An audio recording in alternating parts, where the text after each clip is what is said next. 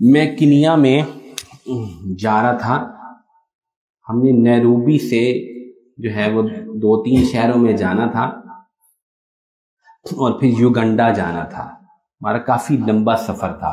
ہمیں ساتھیوں نے مشورہ دیا کہ آپ نا ایک گاڑی ہائر کر لیں بجائے اس کے کہ آپ نا مختلف بسوں وغیرہ پہ سفر کریں.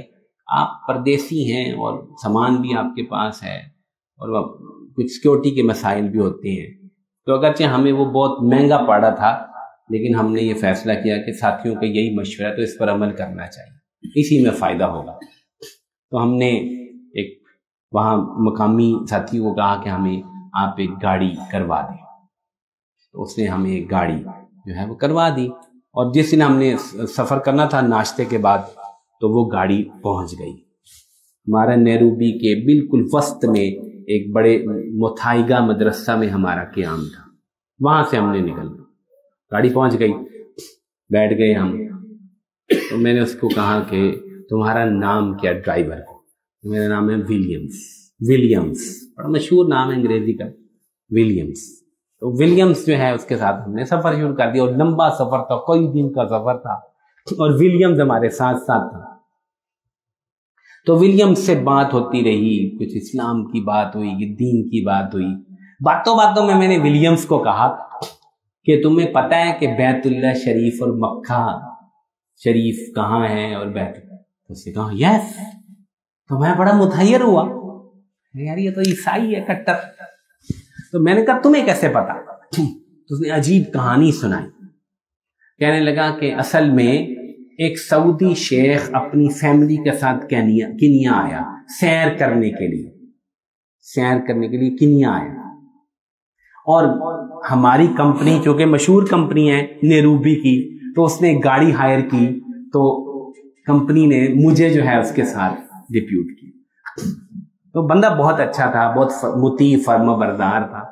اور کالے جو ہیں ان کے بارے میں ویسے مشہور ہو گیا کہ وہ بڑے جنگلی ہوتے ہیں, بہت کالے بہت فرما بردار اور بہت عاجزی والے لوگ ہوتے ہیں. ہاں بہت اچھے لوگ ہوتے ہیں بہت. ہمیں وہاں جا کے پتا چلا, بڑے پیارا آدمی تھا. تو کہنے لگا کہ میں نے کوئی 17-18 دن اس کو مختلف سیر کرائی ملکوں میں. تو جب وہ جانے لگا تو اس نے کہا کہ ولیمز آئی نیڈ یو, میں تجھے ہی ڈرائیور رکھنا چاہتا ہوں. تو میں نے اسے کہا کہ میں تو یہیں کا ہوں, کنیا کا ہوں. تو اس نے کہا نو پرابلم, تم مجھے اپنے کاغذات بھیج دو, میں تمہیں جو ہے اقامہ لگوا دیتا ہوں. تو کہتا کہ اس نے میرا اقامہ لگوا دیا اور میں جو ہے نا وہ جدہ پہنچ گیا, جدہ جسے کہتے ہیں, جدہ پہنچ گیا. میں نے کہا پھر؟ کہتا ہے ہمارا جو شیخ تھا وہ اس کی فیملی وہ اکثر جو ہے وہ آپ کے کعبہ جاتے تھے. تو میں نے کہا گاڑی کہتا ہے میں چلاتا تھا.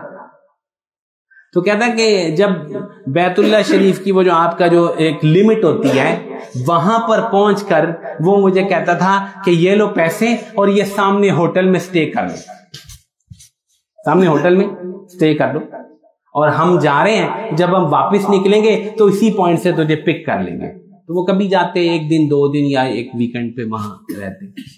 تو 4 سال یہ سلسلہ چلتا رہا. کتنے سال؟ 4 سال. میں نے کہا ولیمز انہوں نے کبھی تجھے دعوت نہیں دی کہ تو اسلام لے آ, تو بیت اللہ دیکھ لے, محمد صلی اللہ علیہ وسلم کا تجھے کبھی تعارف نہیں کرایا انہوں نے؟ کہتا نہیں, کبھی بھی نہیں. اتنا متحیر ہوا. میں نے کہا یہ اتنا اچھا آدمی ہے, اتنا پیارا آدمی ہے یہ بندہ, واقعتاً بہت اچھا آدمی تھا, بڑا شریف بلامان. میں نے کہا اتنا پیارا آدمی ہے, 4 سال یہ بیت اللہ کی دہلیز پہ جاتا رہا, لیکن مسلمان کو یہ درد ہی نہیں کہ یار یہ ہمارا ڈرائیور ہے, یہ جہنم میں جا رہا ہے, اس کا کچھ میں سوچ لوں. ایک دفعہ بھی دعوت نہیں دی اس کو دعوت دیتا, اس کو کبھی کپڑے پہنا کے توپ پہنا کے بیت اللہ ہی لے جاتا, وہ مسلمان ہو جاتا. قسم سے بڑا دکھ ہوا مجھے. مسلمان جو ہے اس بات سے بالکل آزاد ہو گیا کہ کافر جو جہنم میں جا رہا ہے میں نے اس کو دعوت دینی, میں نے اس کو جہنم سے بچانا ہے. حالانکہ یہ خیر امت ہونے کی اصل وجہ یہی ہے ہم سے خوب دعوت دی بہت، لیکن وہ مسئلہ تھا کہ دعوت ایک لمبا کام ہے. جب آپ کسی کو دعوت دیتے ہیں تو مدعو جو ہے وہ آہستہ آہستہ آہستہ آہستہ بدلتا ہے، اس کی سوچ بدلتی ہے. ہمارے پاس تو صرف 3-4 دن تھے، اس میں بھی ہمارے تو اسٹے مدرسے میں ہوتا تھا، ظاہری بات ہے وہ تو مسجد مدرسے میں نہیں آ سکتا تھا، وہ کسی قریب ہوٹل میں اپنی کمپنی کی طرف سے وہ رہتا تھا، تو ہمارا صرف سفر میں بات چیت ہوتی تھی. لیکن میں سوچتا رہا کہ 4 سال تھے اور یہ اسی گھر میں رہتا تھا. مسلمان اگر اخلاق کا مظاہرہ کرے، اور وہ سخی لوگ ہوتے ہیں سعودی، اور اس کو دعوت دیتا تو یہ اس کی زندگی بدل جاتی، یہ مسلمان ہو جاتا.